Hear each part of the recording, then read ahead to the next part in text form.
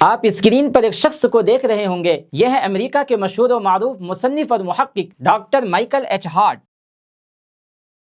انہوں نے ایک کتاب لکھی ہے جس کا نام ہے دی 100۔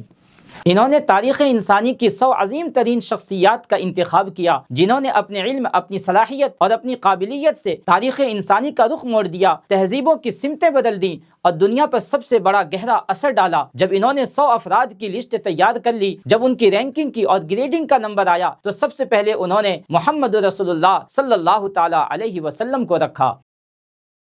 اور حضور کی بایوگرافی کی ابتدا وہ ان سینٹنسز سے کرتا ہے: My choice of Muhammad to lead the list of the world's most influential person may surprise some readers and may be questioned by others۔ میرا محمد رسول اللہ صلی اللہ تعالیٰ علیہ وسلم کو پہلے نمبر پر رکھنے کا انتخاب میرے بعض پڑھنے والوں کو حیران کر سکتا ہے اور ہو سکتا ہے کہ بعض اعتراض بھی کریں، لیکن خود وہ اس کی وجہ کیا بیان کرتا ہے: But he was only one man in history who was supremely successful on both religious and secular levels۔ کہ پوری انسانی تاریخ میں صرف محمد ہی ایک ایسی عظیم شخصیت ہیں جو مذہبی میدان، سیاست، قیادت اور سیکولر لیڈرشپ میں بھی یکساں طور پر کامیاب نظر آتے ہیں۔ ایک عظیم باپ کیسا ہوتا ہے، ایک عظیم بھائی کیسا ہوتا ہے، ایک عظیم شوہر، ایک عظیم سسر اور داماد کیسا ہوتا ہے، ایک عظیم قائد اور لیڈر، ایک عظیم پولیٹیشین اور اسٹیٹ مین، ایک عظیم جج اور منصف کیسا ہوتا ہے، اور پوری انسانی تاریخ میں صرف محمد صلی اللہ تعالی علیہ وسلم ہی کیوں۔ اس موضوع پر ایک انتہائی خوبصورت اور مدلل بیان سننے کے لیے بس نیچے لنک پر کلک کریں۔